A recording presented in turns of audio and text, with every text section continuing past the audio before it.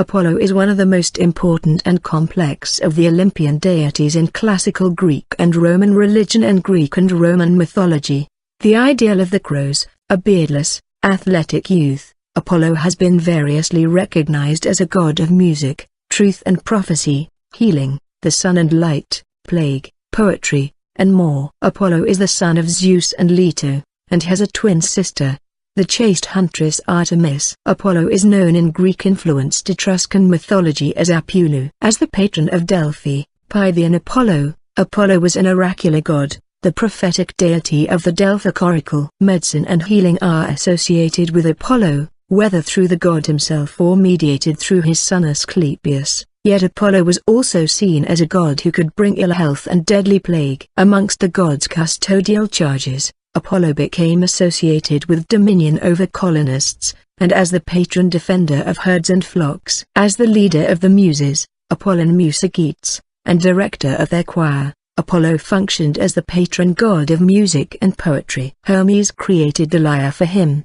and the instrument became a common attribute of Apollo. Hymns sung to Apollo were called paeans. In Hellenistic times, especially during the 3rd century BCE, as Apollo Helios he became identified among Greeks with Helios, Titan god of the sun, and his sister Artemis similarly equated with Selene, Titan goddess of the moon. In Latin texts, on the other hand, Joseph Fontenrose declared himself unable to find any conflation of Apollo with Sol among the Augustan poets of the 1st century, not even in the conjurations of Aeneas and Latinus in Aeneid 12, 161-215. Apollo and Helios, Sol remained separate beings in literary and mythological texts until the 3rd centuries. The cult centers of Apollo in Greece, Delphi and Delos, date from the 8th century BCE. The Delos sanctuary was primarily dedicated to Artemis, Apollo's twin sister. At Delphi, Apollo was venerated as the slayer of Pytho. For the Greeks, Apollo was all the gods in one, and through the centuries he acquired different functions which could originate from different gods. In archaic Greece he was the prophet, the oracular god who in older times was connected with healing. In classical Greece he was the god of light and of music, but in popular religion he had a strong function to keep away evil. Walter Burkett discerned 3 components in the prehistory of Apollo worship, which he termed a Dorian Northwest Greek component, a Cretan Minoan component, and a Syro-Hittite component. From his eastern origin Apollo brought the art of inspection from symbols and domina, Samakiterata, and of the observation of the omens of the days. The inspiration oracular cult was probably introduced from Anatolia.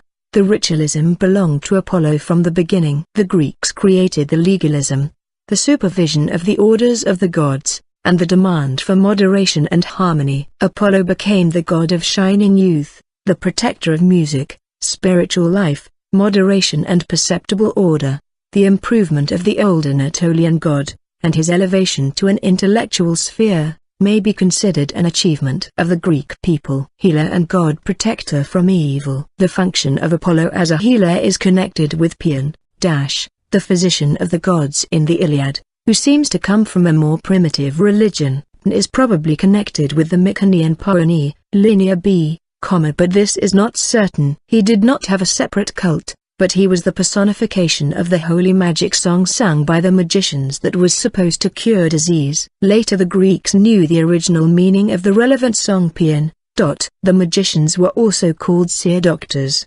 and they used an ecstatic prophetic art which was used exactly by the god Apollo at the oracles. In the Iliad, Apollo is the healer under the gods, but he is also the bringer of disease and death with his arrows. Similar to the function of the terrible Vedic god of disease Rudra, he sends a terrible plague, to the Achaeans. The god who sends a disease can also prevent from it, therefore, when it stops, they make a purifying ceremony and offer him a hecatomb to ward off evil. When the oath of his priest appeases, they pray and with a song they call their own god, the beautiful Paeon. Some common epithets of Apollo as a healer are Paeon, literally healer or helper, Epikrios, help, Ulios, healed wound, also a scar, and Loimios, plague. In classical times, his strong function in popular religion was to keep away evil, and was therefore called Epitropeios, divert, deter, avert, and alexikikos, from v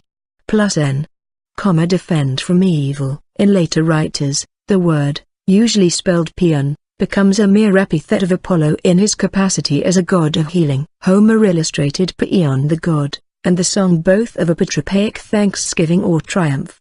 Citation needed. Such songs were originally addressed to Apollo, and afterwards to other gods, to Dionysus, to Apollo Helios, to Apollo's son Asclepius the healer. About the 4th century BCE, the paean became merely a formula of adulation. Its object was either to implore protection against disease and misfortune, or to offer thanks after such protection had been rendered. It was in this way that Apollo had become recognized as the god of music. Apollo's role as the slayer of the Python led to his association with battle and victory, hence it became the Roman custom for a paean to be sung by an army on the march and before entering into battle, when a fleet left the harbor, and also after a victory had been won. The connection with Dorians and their initiation festival Apelai is reinforced by the month Apelios in northwest Greek calendars, but it can explain only the Doric type of the name, which is connected with the ancient Macedonian word pella,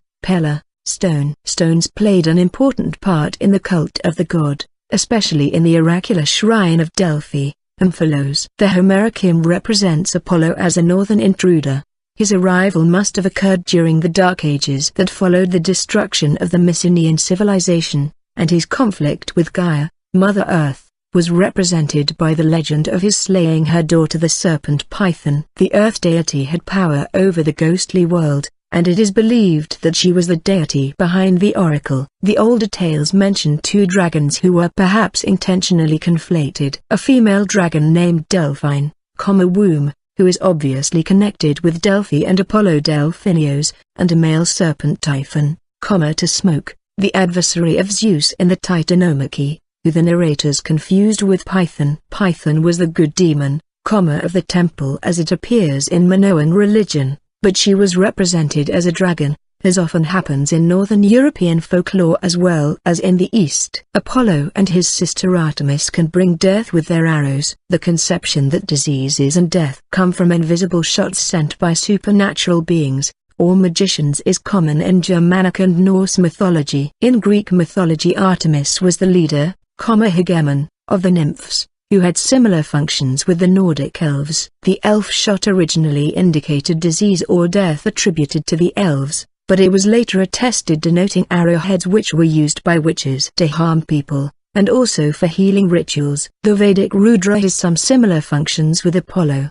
The terrible god is called the archer, and the bow is also an attribute of Shiva. Rudra could bring diseases with his arrows, but he was able to free people of them, and his alternative Shiva is a healer-physician god. However, the Indo-European component of Apollo does not explain his strong relation with omens, exorcisms, and with the oracular cult. Minoan origin. It seems an oracular cult existed in Delphi from the Mycenaean ages. In historical times, the priests of Delphi were called Labridan, the double-axe men, which indicates Minoan origin. The double axe, Labris, was the holy symbol of the Cretan labyrinth. The Homeric hymn adds that Apollo appeared as a dolphin and carried Cretan priests to Delphi, where they evidently transferred their religious practices. Apollo Delphinios was a sea god especially worshipped in Crete and in the islands, and his name indicates his connection with Delphi 70, and the holy serpent Delphine, womb. Apollo's sister Artemis,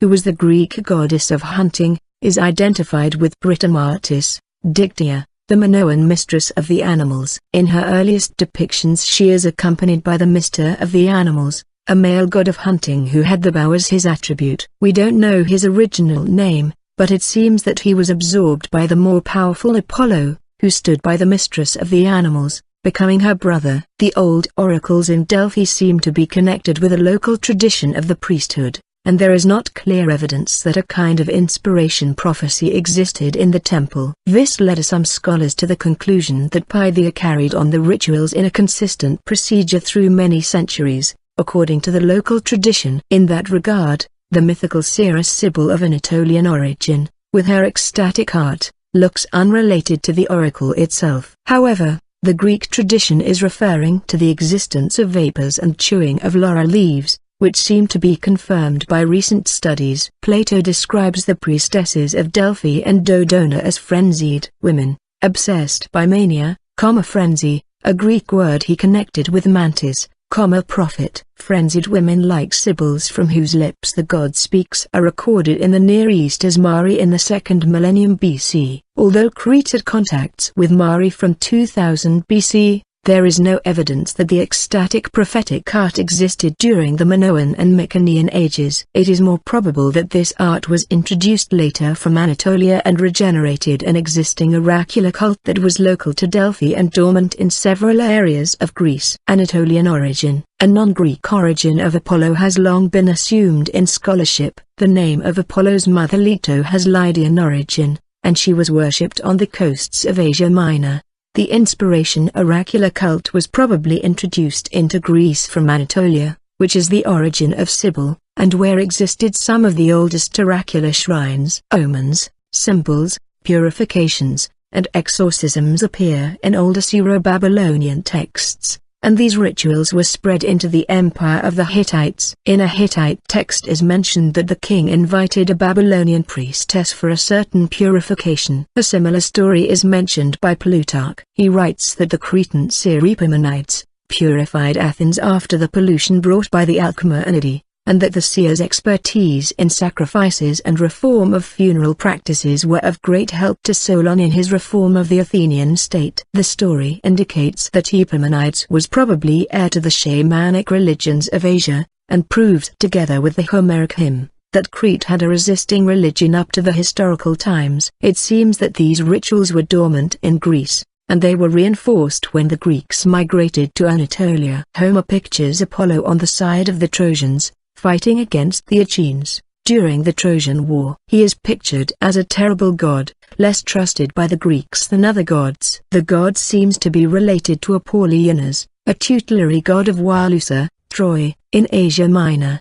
But the word is not complete. The stones found in front of the gates of Homeric Troy were the symbols of Apollo. The Greeks gave to him the name Aegeus, as the protector god of public places and houses who wards off evil, and his symbol was a tapered stone or column. However, while usually Greek festivals were celebrated at the full moon, all the feasts of Apollo were celebrated at the 7th day of the month, and the emphasis given to that day, Saibatu, indicates a Babylonian origin.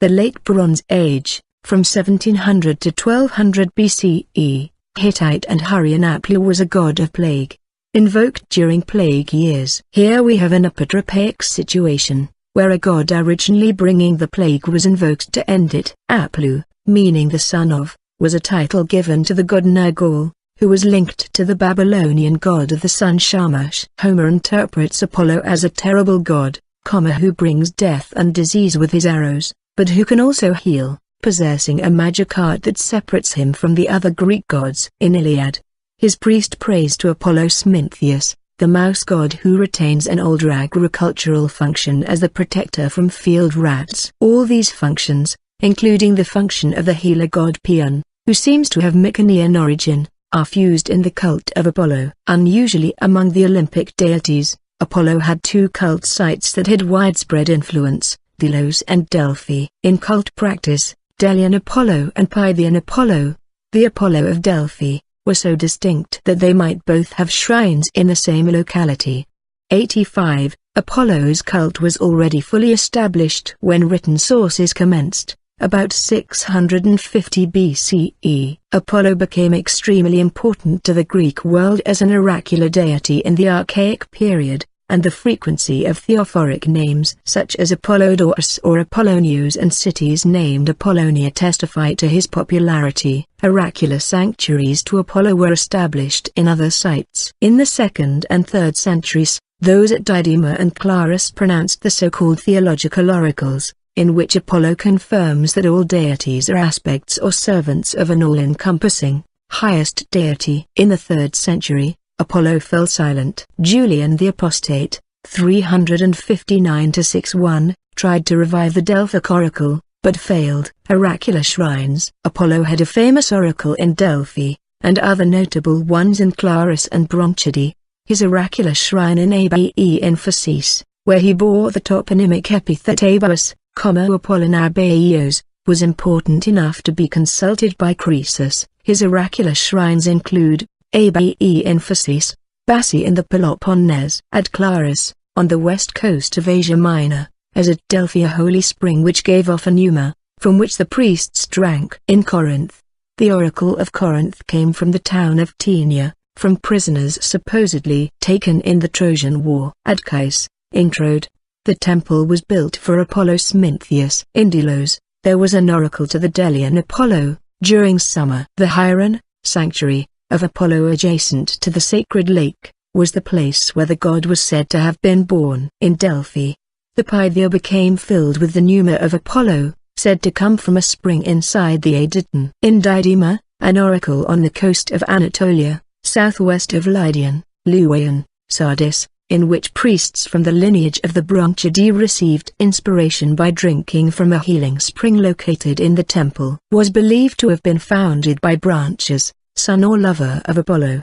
In Hierapolis Bambais, Syria, modern Manbij, according to the treatise De Syria, the sanctuary of the Syrian goddess contained a robed and bearded image of Apollo. Divination was based on spontaneous movements of this image. At Patara, in Lycia, there was a seasonal winter oracle of Apollo, said to have been the place where the god went from Delos. As at Delphi, the oracle at Patara was a woman. In Segesta in Sicily, oracles were also given by sons of Apollo. In Opus, north of Athens, the oracle Amphiaraos was said to be the son of Apollo. Opus also had a sacred spring, in Labadia, 20 miles, 32 kilometers, east of Delphi. Trophonius, another son of Apollo, killed his brother and fled to the cave where he was also afterwards consulted as an oracle. Temples of Apollo. A lot of temples dedicated to Apollo were built in Greece and in the Greek colonies, and they show the spread of the cult of Apollo, and the evolution of the Greek architecture, which was mostly based on the rightness of form, and on mathematical relations. Some of the earliest temples, especially in Crete, don't belong to any Greek order. It seems that the first peripteral temples were rectangle wooden structures. The different wooden elements were considered divine, and their forms were preserved in the marble or stone elements of the temples of Doric order. The Greeks used standard types, because they believed that the world of objects was a series of typical forms which could be represented in several instances. The temples should be canonic, and the architects were trying to achieve the aesthetic perfection. From the earliest times there were certain rules strictly observed in rectangular peripteral and prostyle buildings. The first buildings were narrowed to hold the roof, and when the dimensions changed, some mathematical relations became necessary, in order to keep the original forms. This probably influenced the theory of numbers of Pythagoras, who believed that behind the appearance of things, there was the permanent principle of mathematics. The Doric order dominated during the 6th and the 5th century BC, but there was a mathematical problem regarding the position of the triglyphs, which couldn't be solved without changing the original forms. The order was almost abandoned for the Ionic order, but the Ionic capital also posed an insoluble problem at the corner of a temple. Both orders were abandoned for the Corinthian order gradually during the Hellenistic age, and under Rome. The most important temples are Greek temples. Thebes, Greece. The oldest temple probably dedicated to Apollo Ismenias was built in the 9th century BC. It seems that it was a curvilinear building. The Doric temple was built in the early 7th century BC, but only some small parts have been found. 90. A festival called Daphnephoria was celebrated every 9th year in honor of Apollo Ismenias, or Galaxius. The people held laurel branches, Daphnae, and at the head of the procession, walked a youth, chosen priest of Apollo, who was called Daphnephoros. Eretria, according to the Homeric hymn to Apollo, the god arrived to the plain, seeking for a location to establish its oracle. The first temple of Apollo Daphnephoros, Apollo, laurel bearer, or carrying off Daphne, is dated to 800 BC. The temple was curvilinear hecatombedon, 100 feet. In a smaller building were kept the bases of the laurel branches which were used for the first building. Another temple, probably peripteral, was built in the 7th century BC, with an inner row of wooden columns over its geometric predecessor. It was rebuilt peripteral around 510 BC, with the stylobate measuring 21,00 by 43.0 meters. The number of Terran column was 6 by 14. Dreiros, Crete. The temple of Apollo Delphinios dates from the 7th century BC, or probably from the middle of the 8th century BC. According to the legend, Apollo appeared as a dolphin, and carried Cretan priests to the port of Delphi. The dimensions of the plan are 10,70 by 24.0 meters, and the building was not peripteral. It contains column bases of the Minoan type, which may be considered as the predecessors of the Doric columns. Gortyn, Crete. A temple of Pythian Apollo was built in the 7th century BC. The plan measured 19,00 by 16.70 meters, and it was not peripteral. The walls were solid, made from limestone, and there was single door on the east side. Thermon, West Greece. The Doric temple of Apollo Thermios was built in the middle of 7th century BC. It was built on an older curvilinear building dating perhaps from the 10th century BC, on which a peristyle was added. The temple was narrow, and the number of Terran columns, probably wooden, was 5 by 15. There was a single row of inner columns. It measures 12.13 x 38.23 meters at the stylobate, which was made from stones. Napes, Lesbos. A Neolithic temple probably of Apollo Napaios was built in the 7th century BC. Some special capitals with floral ornament have been found, which are called Neolithic, and it seems that they were borrowed from the East. Cyrene, Libya. The oldest Doric temple of Apollo was built in c. 600 BC. The number of Terran columns was 6 by 11. And it measures 16.75 x 30.05 meters at the stylobate. There was a double row of 16 inner columns on stylobates. The capitals were made from stone. Naucratis, an Ionic temple, was built in the early 6th century BC. Only some fragments have been found, and the earlier made from limestone, are identified among the oldest of the Ionic order. Corinth, a Doric temple, was built in the 6th century BC. The temple's stylobate measures 21.36 by 53.30 meters, and the number of Terran columns was 6 by 15. There was a double row of inner columns. The style is similar with the temple of Alcmaeonidae at Delphi. The Corinthians were considered to be the inventors of the Doric order. Syracuse, Sicily. A Doric temple was built at the beginning of the 6th century BC. The temple's stylobate measures 21.47 x 55.36 meters and the number of Terran columns was 6 by 17. It was the first temple in Greek West built completely out of stone. A second row of columns were added, obtaining the effect of an inner porch. Selinus, Sicily. The Doric temple C dates from 550 BC, and it was probably dedicated to Apollo. The temple's stylobate measures 10.48 x 41.63 meters and the number of Terran columns was 6 by 17. There was portico with a second row of columns, which is also attested for the temple at Syracuse. Delphi, the first temple dedicated to Apollo, was built in the 7th century BC. According to the legend, it was wooden made of laurel branches. The temple of Alcmaeonidae was built in c. 513 BC. And it is the oldest Doric temple with significant marble elements. The temple's stylobate measures 21.65 x 58.00 meters, and the number of Terran columns is 6 by 15. A fest similar with Apollo's fest at Thebes, Greece, was celebrated every 9 years. A boy was sent to the temple, who walked on the sacred road and returned carrying a laurel branch. Dopneperas. The maidens participated with joyful songs. Kouros, an Ionic temple of Apollo Pharnaios, was built at the end of 6th century BC. Only some small parts have been found, but the capitals had floral ornament. Abe, Phasis. The temple was destroyed by the Persians in the invasion of Xerxes in 480 BCE. And later by the Boeotians. It was rebuilt by Hadrian. The oracle was in use from early Mycenaean times to the Roman period, and shows the continuity of Mycenaean and classical Greek religion. Delos, a temple probably dedicated to Apollo and not peripteral, was built in the late 7th century B.C., with a plan measuring 10,00 by 1560 meters. The Doric Great Temple of Apollo was built in c. 475 BC.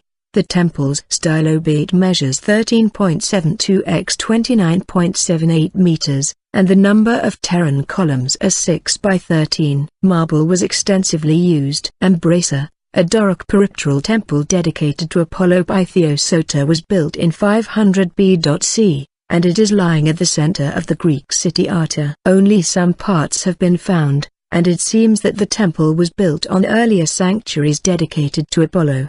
The temple measures 20,75 by 44.0 meters at the stylobate. The foundation which supported the statue of the god still exists.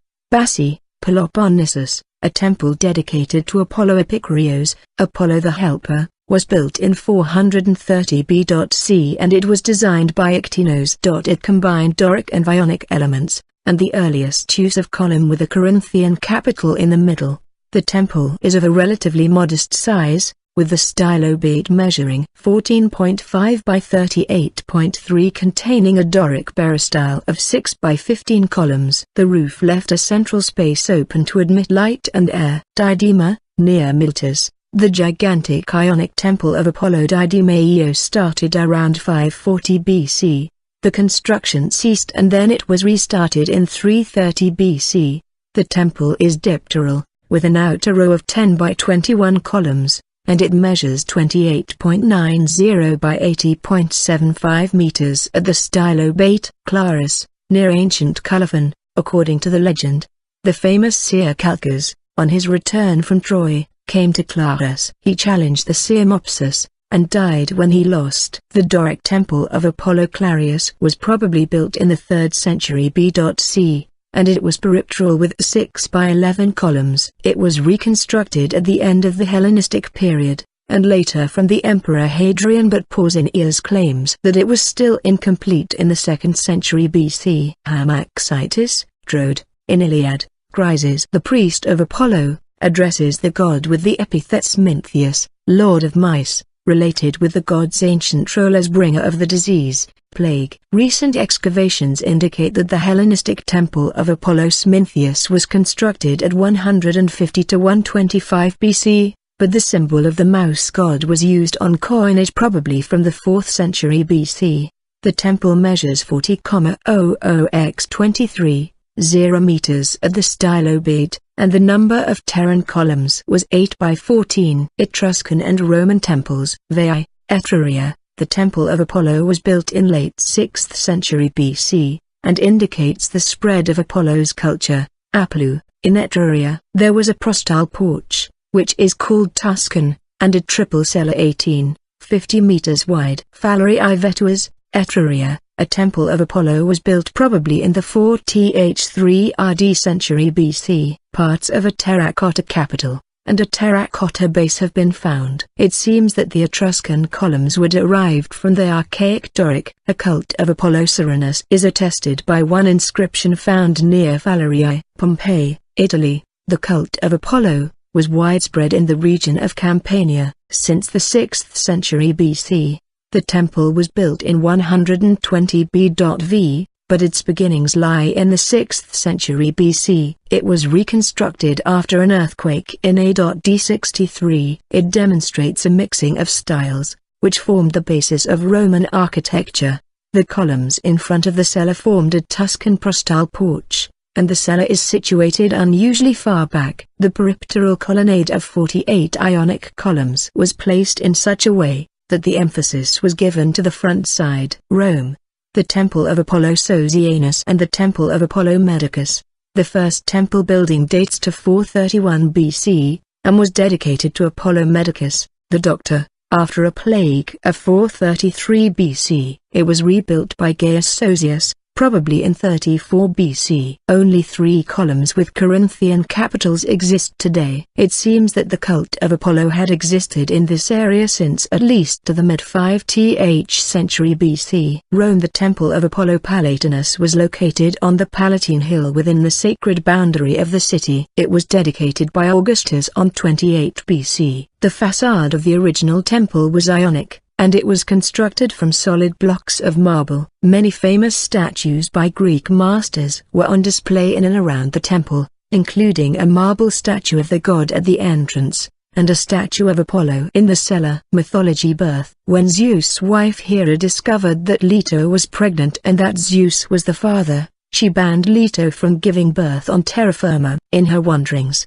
Leto found the newly created floating island of Delos, which was neither mainland nor a real island. She gave birth there and was accepted by the people, offering them her promise that her son would be always favorable toward the city. Afterwards, Zeus secured Delos to the bottom of the ocean. This island later became sacred to Apollo. It is also stated that Hera kidnapped Althea, the goddess of childbirth, to prevent Leto from going into labor. The other gods tricked Hera into letting her go by offering her a necklace, 9 yards, 8 meters, long, of amber. Mythographers agree that Artemis was born first and then assisted with the birth of Apollo, or that Artemis was born one day before Apollo, on the island of Ortygia, and that she helped Leto cross the sea to Delos the next day to give birth to Apollo. Apollo was born on the 7th day, Hebdomagens, of the month Arglian according to Delian tradition, or of the month Besios, according to Delphian tradition, the 7th and 20th.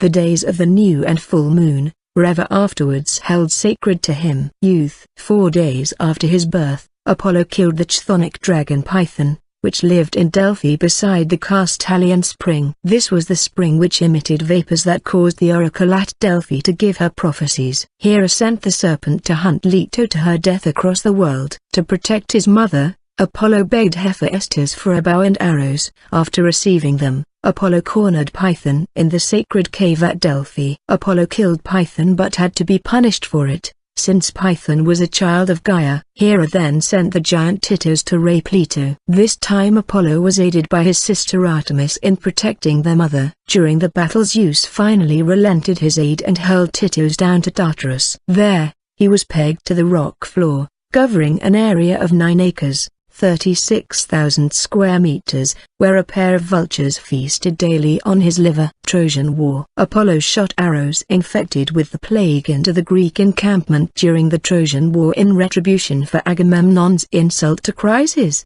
a priest of Apollo whose daughter Chryses had been captured. He demanded her return, and the Achaeans complied, indirectly causing the anger of Achilles, which is the theme of the Iliad. In the Iliad, when Diomedes injured Aeneas, Apollo rescued him. First, Aphrodite tried to rescue Aeneas but Diomedes injured her as well. Aeneas was then enveloped in a cloud by Apollo, who took him to Pergamos, a sacred spot in Troy. Apollo aided Paris in the killing of Achilles by guiding the arrow of his bow into Achilles' heel. One interpretation of his motive is that it was in revenge for Achilles' sacrilege in murdering Troilus, the god's own son, by Hecuba, on the very altar of the god's own temple. Admetus. When Zeus struck down Apollo's son Asclepius with a lightning bolt for resurrecting Hippolytus from the dead, transgressing Themis by stealing Hades' subjects, Apollo in revenge killed the Cyclopes, who had fashioned the bolt for Zeus. Apollo would have been banished to Tartarus forever for this, but was instead sentenced to 1 year of hard labor,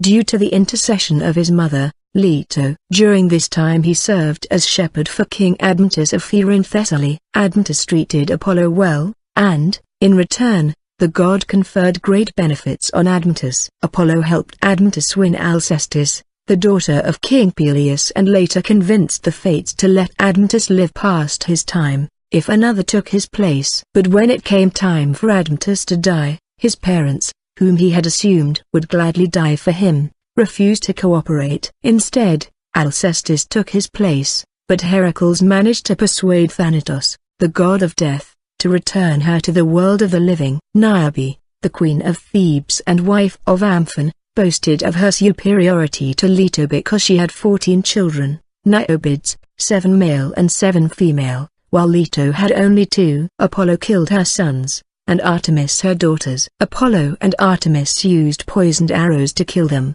though according to some versions of the myth, a number of the Niobids were spared. Kouros, usually Amphion, at the sight of his dead sons, either killed himself or was killed by Apollo after swearing revenge. A devastated Niobe fled to Mount Sipylos in Asia Minor and turned into stone as she wept. Her tears formed the river Achelous. Zeus had turned all the people of Thebes to stone, and so no one buried the Niobids until the 9th day after their death, when the gods themselves entombed them. Consorts and children. Love affairs ascribed to Apollo are a late development in Greek mythology. Their vivid anecdotal qualities have made some of them favorites of painters since the Renaissance, the result being that they stand out more prominently in the modern imagination. Daphne was a nymph, daughter of the river god Peneus, who had scorned Apollo. The myth explains the connection of Apollo with Daphne, the laurel whose leaves his priestess employed at Delphi. In Ovid's Metamorphoses, Phoebus Apollo chaffs Cupid for toying with a weapon more suited to a man, whereupon Cupid wounds him with a golden dart. Simultaneously, however, Cupid shoots a leaden arrow into Daphne, causing her to be repulsed by Apollo. Following a spirited chase by Apollo, Daphne prays to her father, Peneus, for help, and he changes her into the laurel tree, sacred to Apollo. Artemis Daphnia, who had her temple among the Lacedaemonians, at a place called Hypsoi in antiquity, on the slopes of Mount Cnacadian near the Spartan frontier, had her own sacred laurel trees. At Eretria, the identity of an excavated 7th and 6th century temple to Apollo Daphnephorus, Apollo, laurel bearer, or carrying off Daphne, a place where the citizens are to take the oath, is identified in inscriptions. Leucotia was daughter of Orchimus and sister of Clytia. She fell in love with Apollo, who disguised himself as Leucotia's mother to gain entrance to her chambers. Clytia, jealous of her sister because she wanted Apollo for herself, told Orchimus the truth, betraying her sister's trust and confidence in her. Enraged, Orchimus ordered Leucotia to be buried alive. Apollo refused to forgive Clytia for betraying his beloved, and a grieving Clytia wilted and slowly died. Apollo changed her into an incense plant, either heliotrope or sunflower, which follows the sun every day. Marpessa was kidnapped by Idas but was loved by Apollo as well. Zeus made her choose between them, and she chose Idas on the grounds that Apollo, being immortal, would tire of her when she grew old. Castalia was a nymph whom Apollo loved. She fled from him and dove into the spring at Delphi, at the base of Mount Parnassus, which was then named after her. Water from this spring was sacred. It was used to clean the Delphian temples and inspire the priestesses. In the last oracle is mentioned that the water which could speak has been lost forever. By Cyrene, Apollo had a son named Aristeus, who became the patron god of cattle, fruit trees, hunting, husbandry and beekeeping. He was also a culture hero and taught humanity dairy skills, the use of nets and traps in hunting, and how to cultivate olives. Hecuba was the wife of King Priam of Troy, and Apollo had a son with her named Troilus. An oracle prophesied that Troy would not be defeated as long as Troilus reached the age of 20 alive. He was ambushed and killed by Achilles. Cassandra was daughter of Hecuba and Priam, and Troilus' half-sister. Apollo fell in love with Cassandra and promised her the gift of prophecy to seduce her, but she rejected him afterwards. Enraged, Apollo indeed gave her the ability to know the future, with a curse that she could only see the future tragedies and that no one would ever believe her. Coronis was daughter of Phlegyas, king of the Lapiths. Pregnant with Asclepius, Coronis fell in love with Ischys, son of Elatus. A crow informed Apollo of the affair. When first informed, he disbelieved the crow and turned all crows black, where they were previously white, as a punishment for spreading untruths. When he found out the truth, he sent his sister, Artemis, to kill Coronis. In other stories, Apollo himself had killed Coronis. As a result, he also made the crow sacred and gave them the task of announcing important deaths. Apollo rescued the baby and gave it to the centaur Chironteres. Phlegyas was irate after the death of his daughter and burned the temple of Apollo at Delphi. Apollo then killed him for what he did. In Euripides' play Ion, Apollo fathered Ion by Creusa, wife of Xuthus. Creusa left Hyen to die in the wild, but Apollo asked Hermes to save the child and bring him to the oracle at Delphi, where he was raised by a priestess. Acantha was the spirit of the acanthus tree, and Apollo had one of his other liaisons with her. Upon her death, Apollo transformed her into a sun-loving herb. According to the Biblica, the library of mythology is attributed to Apollodorus. He fathered the Corybantes on the muse Thalia. Hermes was born on Mount Cyllene in Arcadia. The story is told in the Homeric hymn to Hermes. 166.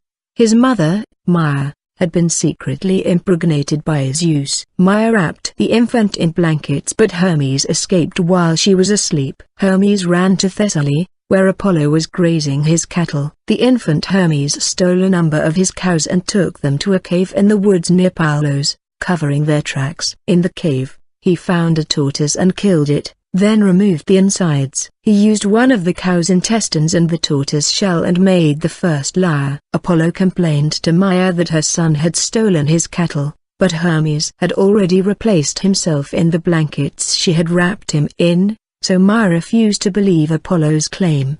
Zeus intervened and, claiming to have seen the events, sided with Apollo. Hermes then began to play music on the lyre he had invented. Apollo, a god of music, fell in love with the instrument and offered to allow exchange of the cattle for the lyre. Hence, Apollo then became a master of the lyre. Apollo in the Orchestra. In Aeschylus' Orchestra trilogy, Clytemnestra kills her husband, King Agamemnon, because he had sacrificed their daughter Iphigenia to proceed forward with the Trojan War, and Cassandra, a prophetess of Apollo. Apollo gives an order through the oracle at Delphi that Agamemnon's son, Orestes, is to kill Clytemnestra and Aegisthus, her lover. Orestes and Pylades carry out the revenge, and consequently Orestes is pursued by the Erinyes, Furies, female personifications of vengeance. Apollo and the Furies argue about whether the matricide was justified. Apollo holds that the bond of marriage is sacred and Orestes was avenging his father,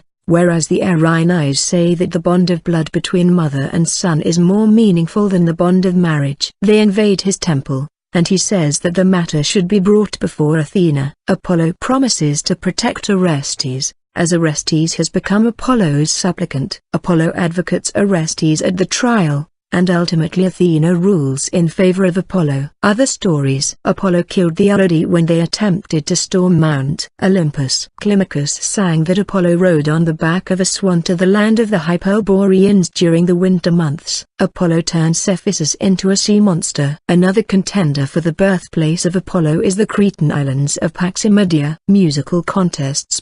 Once Pan had the audacity to compare his music with that of Apollo, and to challenge Apollo, the god of the Kthara, to a trial of skill. Molus, the mountain god, was chosen to umpire. Pan blew on his pipes, and with his rustic melody gave great satisfaction to himself and his faithful follower, Midas, who happened to be present. Then Apollo struck the strings of his lyre. Molus at once awarded the victory to Apollo, and all but Midas agreed with the judgment. He dissented and questioned the justice of the award. Apollo would not suffer such a depraved pair of ears any longer, and caused them to become the ears of a donkey. Apollo has ominous aspects aside from his plague-bringing, death-dealing arrows. Marsyas was a satyr who challenged Apollo to a contest of music. He had found an aloes on the ground, tossed away after being invented by Athena because it made her cheeks puffy. The contest was judged by the Muses. After they each performed, both were deemed equal until Apollo decreed they play and sing at the same time. As Apollo played the lyre, this was easy to do. Marsyas could not do this, as he only knew how to use the flute and could not sing at the same time. Apollo was declared the winner because of this. Apollo flayed Marsyas alive in a cave near Cyllene in Phrygia for his hubris to challenge a god. He then nailed Marsyas' shaggy skin to a nearby pine tree. Marsyas' blood turned into the river Marsyas. Another variation is that Apollo played his instrument, the lyre, upside down. Marsyas could not do this with his instrument, the flute, and so Apollo hung him from a tree and flayed him alive.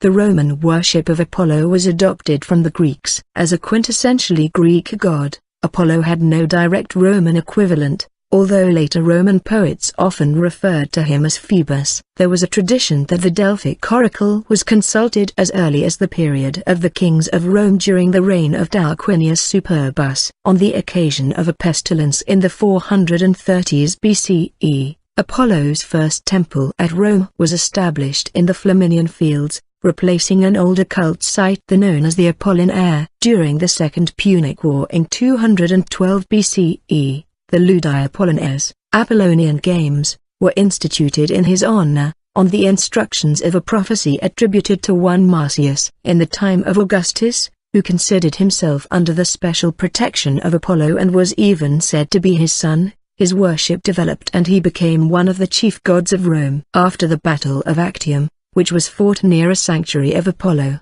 Augustus enlarged Apollo's temple, dedicated a portion of the spoils to him, and instituted quinquennial games in his honor. He also erected a new temple to the god on the Palatine Hill. Sacrifices and prayers on the Palatine to Apollo and Diana formed the culmination of the secular games, held in 17 BCE to celebrate the dawn of a new era. Apollo's most common attributes were the bow and arrow. Other attributes of his included the kthara, an advanced version of the common lyre, the plectrum and the sword. Another common emblem was the sacrificial tripod, representing his prophetic powers.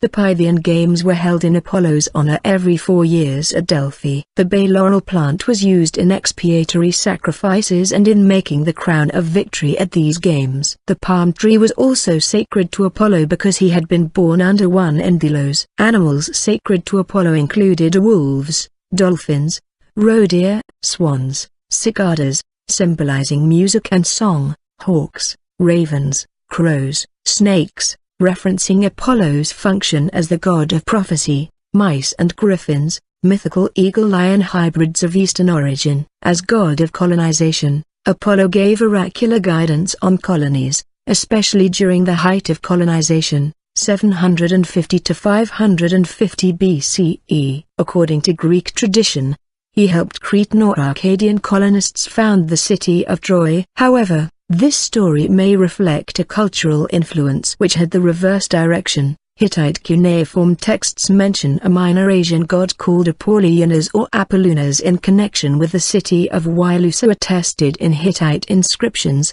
which is now generally regarded as being identical with the Greek Ilion by most scholars. In this interpretation, Apollo's title of Lycans can simply be read as born in Lycia, which effectively severs the god's supposed link with wolves, possibly a folk etymology. In literary contexts, Apollo represents harmony, order, and reason, characteristics contrasted with those of Dionysus, god of wine, who represents ecstasy and disorder.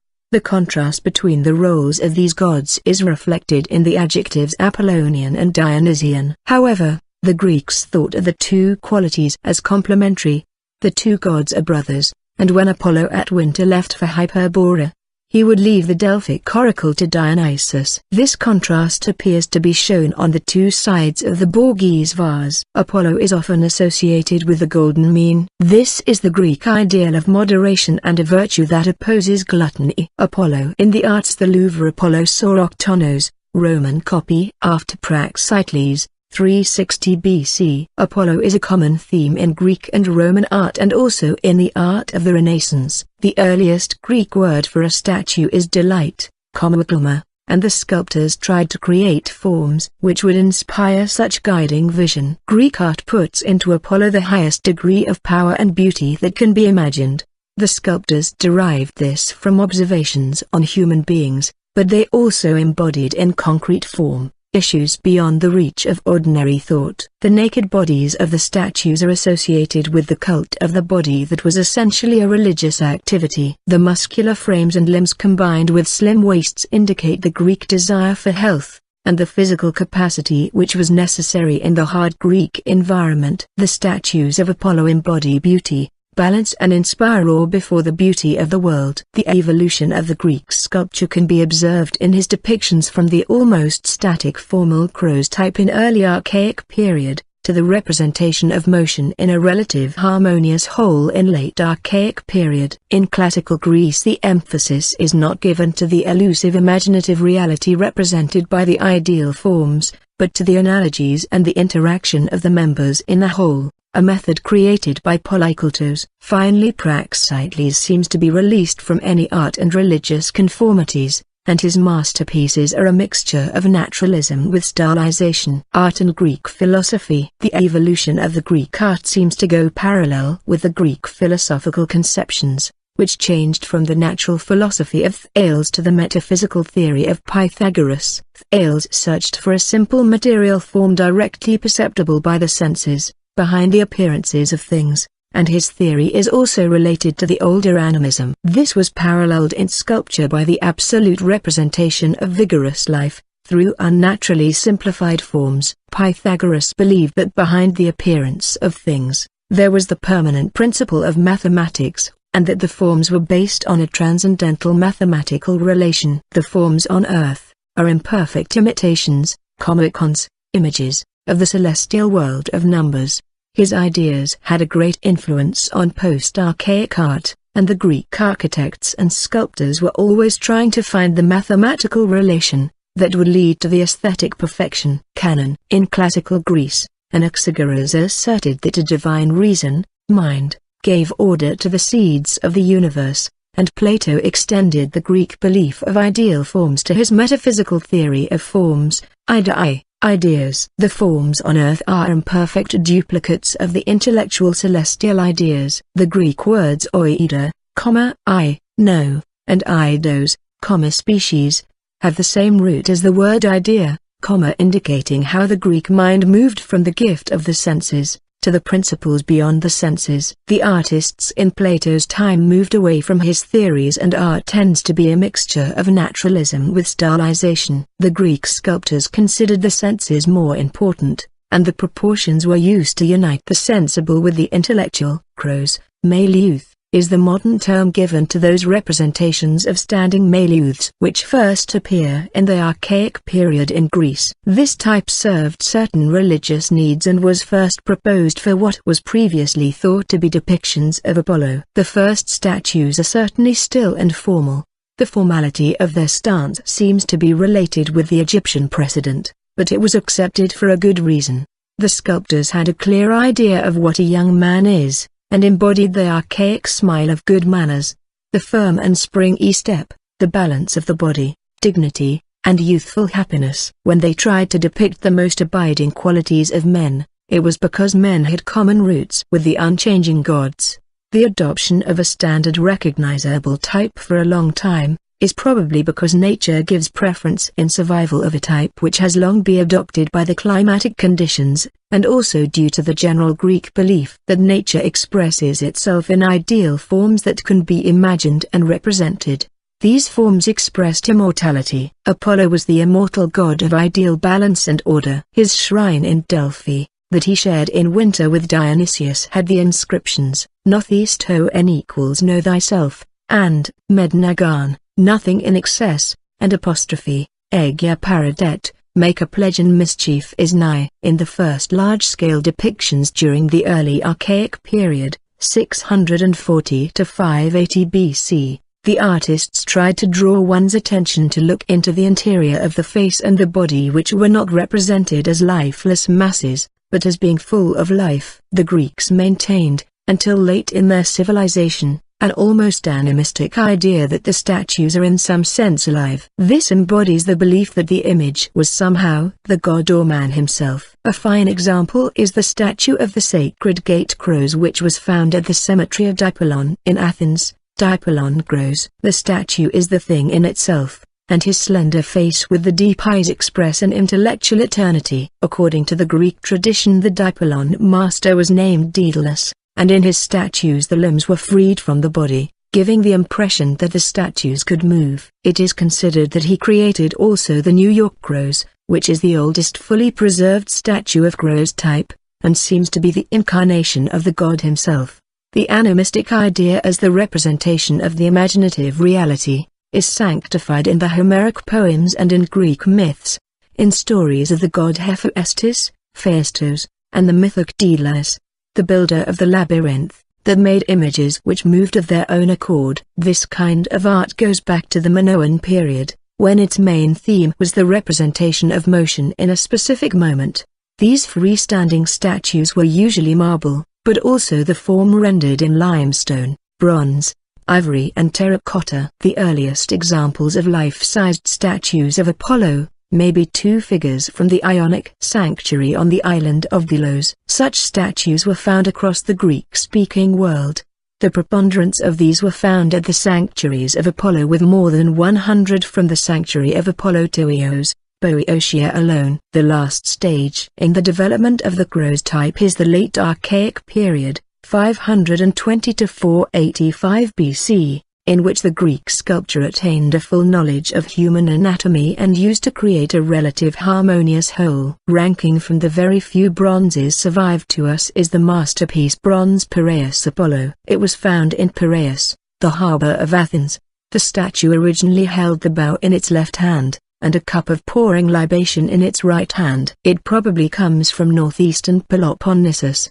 The emphasis is given in anatomy, and it is one of the first attempts to represent a kind of motion and beauty relative to proportions, which appear mostly in post-archaic art. The statue throws some light on an artistic center which, with an independently developed harder, simpler, and heavier style, restricts Ionian influence in Athens. Finally, this is the germ from which the art of polykultos was to grow 2 or 3 generations later. Classical sculpture. In the next century, which is the beginning of the classical period, it was considered that beauty in visible things, as in everything else, consisted of symmetry and proportions. The artists tried also to represent motion in a specific moment, myron, which may be considered as the reappearance of the dormant Minoan element. Anatomy and geometry are fused in one, and each does something to the other. The Greek sculptors tried to clarify it by looking for mathematical proportions,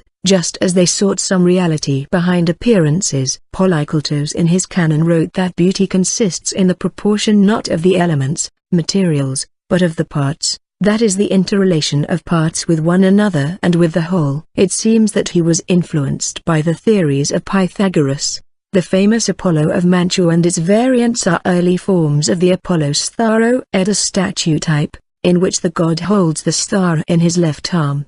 The type is represented by Neo-Attic Imperial Roman copies of the late 1st or early 2nd century, modeled upon a supposed Greek bronze original made in the second quarter of the 5th century BCE, in a style similar to works of Polykultos but more archaic.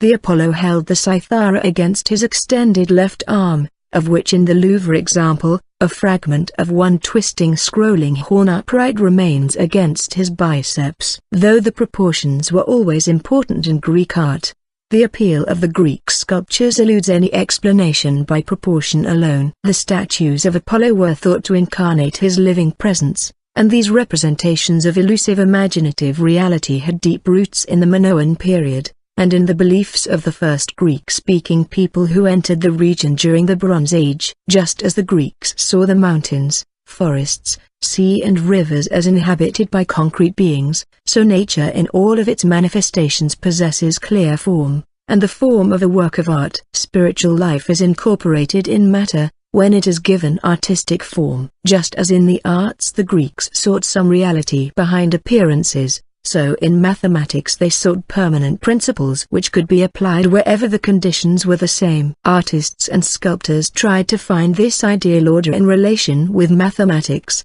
but they believed that this ideal order revealed itself not so much to the dispassionate intellect, as to the whole sentient self. Things as we see them, and as they really are one, that each stresses the nature of the other in a single unity. Pediments and friezes. The Siphonian treasury in Delphi was one of the first Greek buildings utilizing the solution to put the dominating form in the middle, and to complete the descending scale of height with other figures sitting or kneeling. The pediment shows the story of Heracles stealing Apollo's tripod that was strongly associated with his oracular inspiration. Their 2 figures hold the center. In the pediment of the temple of Zeus in Olympia, the single figure of Apollo is dominating the scene. These representations rely on presenting scenes directly to the eye for their own visible sake. They care for the schematic arrangements of bodies in space, but only as parts in a larger whole. While each scene has its own character and completeness, it must fit into the general sequence to which it belongs. In these archaic pediments, the sculptors use empty intervals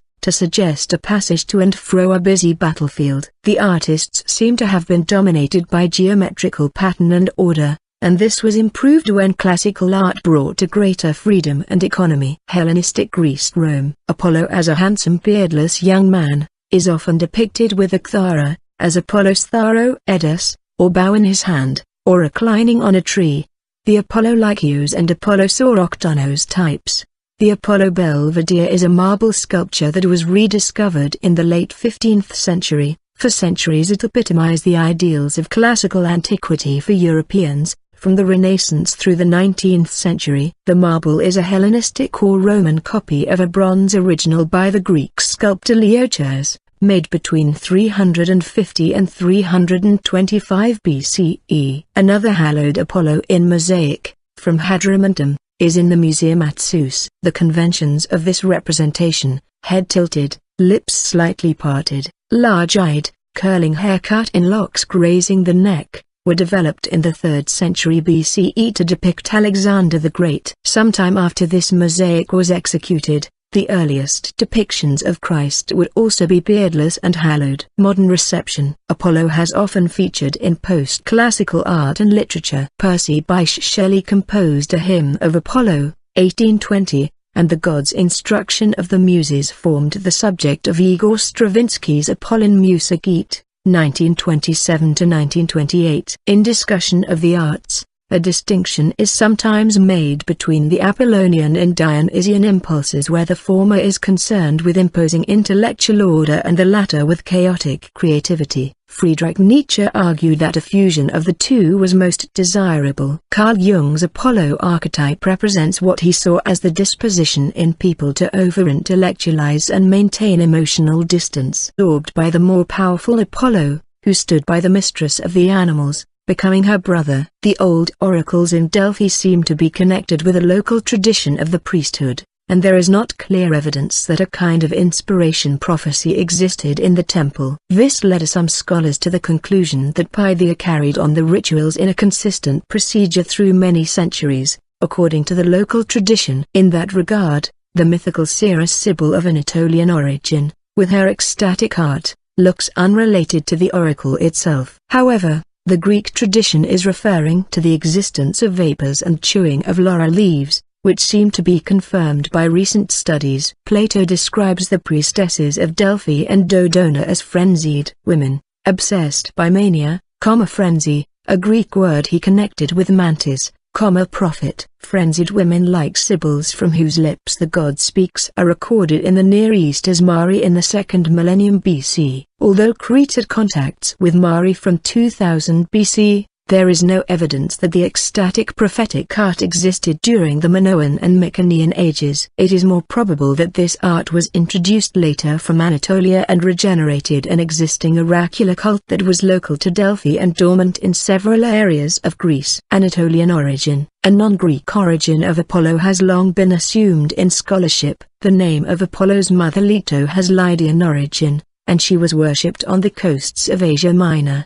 The inspiration oracular cult was probably introduced into Greece from Anatolia, which is the origin of Sibyl, and where existed some of the oldest oracular shrines. Omens, symbols, purifications, and exorcisms appear in older Syro-Babylonian texts, and these rituals were spread into the empire of the Hittites. In a Hittite text is mentioned that the king invited a Babylonian priestess for a certain purification. A similar story is mentioned by Plutarch. He writes that the Cretan Syropomenides purified Athens after the pollution brought by the Alcmenidae, and that the seer's expertise in sacrifices and reform of funeral practices were of great help to Solon in his reform of the Athenian state. The story indicates that epomenunctions which could originate from different gods. In archaic Greece he was the prophet, the oracular god who in older times was connected with healing. In classical Greece he was the god of light and of music, but in popular religion he had a strong function to keep away evil. Walter Burkett discerned three components in the prehistory of Apollo worship, which he termed a Dorian Northwest Greek component, a Cretan Minoan component, and a Syro-Hittite component. From his eastern origin Apollo brought the art of inspection from symbols and domina, Samakiterata, and of the observation of the omens of the days. The inspiration oracular cult was probably introduced from Anatolia. The ritualism belonged to Apollo from the beginning. The Greeks created the legalism, the supervision of the orders of the gods, and the demand for moderation and harmony. Apollo became the god of shining youth, the protector of music, spiritual life, moderation and perceptible order, the improvement of the old Anatolian god, and his elevation to an intellectual sphere, may be considered an achievement of the Greek people. Healer and god protector from evil. The function of Apollo as a healer is connected with Paeon, the physician of the gods in the Iliad, who seems to come from a more primitive religion, and is probably connected with the Mycenaean Paeoni, Linear B, but this is not certain. He did not have a separate cult, but he was the personification of the holy magic song sung by the magicians that was supposed to cure disease. Later the Greeks knew the original meaning of the relevant song Paeon. The magicians were also called seer doctors, and they used an ecstatic prophetic art which was used exactly by the god Apollo at the oracles. In the Iliad, Apollo is the healer under the gods, but he is also the bringer of disease and death with his arrows. Similar to the function of the terrible Vedic god of disease Rudra, he sends a terrible plague, to the Achaeans. The god who sends a disease can also prevent from it, therefore, when it stops, they make a purifying ceremony and offer him a hecatomb to ward off evil. When the oath of his priest appeases, they pray and with a song they call their own god, the beautiful Paeon. Some common epithets of Apollo as a homo womb, who is obviously connected with Delphi and Apollo Delphinios, and a male serpent Typhon, to smoke, the adversary of Zeus in the Titanomachy, who the narrators confused with Python. Python was the good demon, of the temple as it appears in Minoan religion, but she was represented as a dragon, as often happens in Northern European folklore as well as in the East. Apollo and his sister Artemis can bring death with their arrows. The conception that diseases and death come from invisible shots sent by supernatural beings, or magicians is common in Germanic and Norse mythology. In Greek mythology Artemis was the leader, hegemon, of the nymphs, who had similar functions with the Nordic elves. The elf shot originally indicated disease or death attributed to the elves, but it was later attested denoting arrowheads which were used by witches to harm people, and also for healing rituals. The Vedic Rudra has some similar functions with Apollo. The terrible god is called the archer, and the bow is also an attribute of Shiva. Rudra could bring diseases with his arrows, but he was able to free people of them, and his alternative Shiva is a healer-physician god. However, the Indo-European component of Apollo does not explain his strong relation with omens, exorcisms, and with the oracular cult. Minoan origin. It seems an oracular cult existed in Delphi from the Mycenaean ages. In historical times, the priests of Delphi were called Labridan, the double-axe men, which indicates Minoan origin. The double axe, Labris, was the holy symbol of the Cretan labyrinth. The Homeric image that Apollo appeared as a dolphin and carried Cretan priests to Delphi, where they evidently transferred their religious practices. Apollo Delphinios was a sea god especially worshipped in Crete and in the islands, and his name indicates his connection with Delphi 70, and the holy serpent Delphine, womb. Apollo's sister Artemis, who was the Greek goddess of hunting, is identified with Britomartis, Dictea, the Minoan mistress of the animals. In her earliest depictions she is accompanied by the mister of the animals, a male god of hunting who had the bow as his attribute. We don't know his original name, but it seems that he was Apollo is one of the most important and complex of the Olympian deities in classical Greek and Roman religion and Greek and Roman mythology. The ideal of the kouros, a beardless, athletic youth, Apollo has been variously recognized as a god of music, truth and prophecy, healing, the sun and light, plague, poetry, and more. Apollo is the son of Zeus and Leto, and has a twin sister, the chaste huntress Artemis. Apollo is known in Greek-influenced Etruscan mythology as Apullu. As the patron of Delphi, Pythian Apollo, Apollo was an oracular god, the prophetic deity of the Delphic oracle. Medicine and healing are associated with Apollo, whether through the god himself or mediated through his son Asclepius. Yet Apollo was also seen as a god who could bring ill health and deadly plague. Amongst the god's custodial charges, Apollo became associated with dominion over colonists, and as the patron defender of herds and flocks. As the leader of the Muses, Apollon Musicetes, and director of their choir, Apollo functioned as the patron god of music and poetry. Hermes created the lyre for him,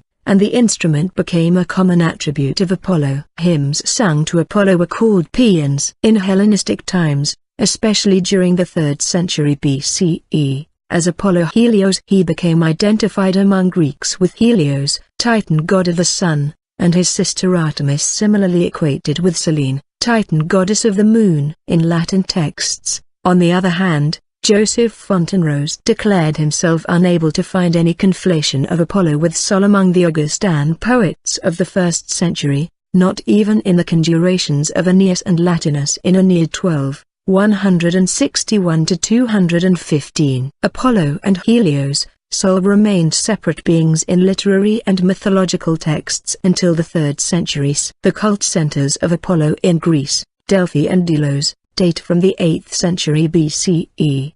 The Delos sanctuary was primarily dedicated to Artemis, Apollo's twin sister. At Delphi, Apollo was venerated as the slayer of Pytho. For the Greeks, Apollo was all the gods in one, and through the centuries he acquired different for healer arpeion, literally healer or helper, epikrios, help, ulios, healed wound, also a scar, and loimios, plague. In classical times, his strong function in popular religion was to keep away evil, and was therefore called apotropaios, divert, deter, avert, and alexikikos, from v. plus n, defend from evil. In later writers, the word, usually spelled peon, becomes a mere epithet of Apollo in his capacity as a god of healing. Homer illustrated Paeon the god, and the song both of apotropaic thanksgiving or triumph.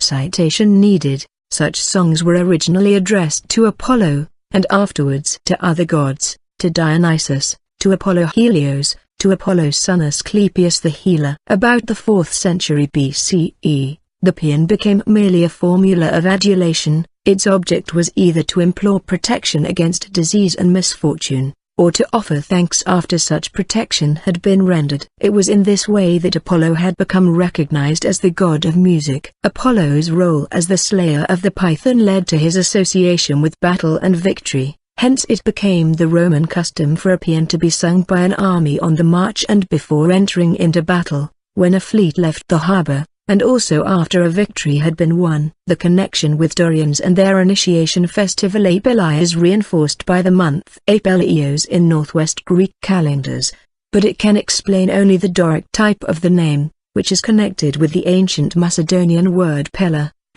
stone. Stones played an important part in the cult of the god, especially in the oracular shrine of Delphi, Amphilos. The Homeric hymn represents Apollo as a northern intruder. His arrival must have occurred during the Dark Ages that followed the destruction of the Mycenaean civilization, and his conflict with Gaia, Mother Earth, was represented by the legend of his slaying her daughter the serpent Python. The Earth deity had power over the ghostly world, and it is believed that she was the deity behind the oracle. The older tales mention 2 dragons who were perhaps intentionally conflated. A female dragon named Delphine,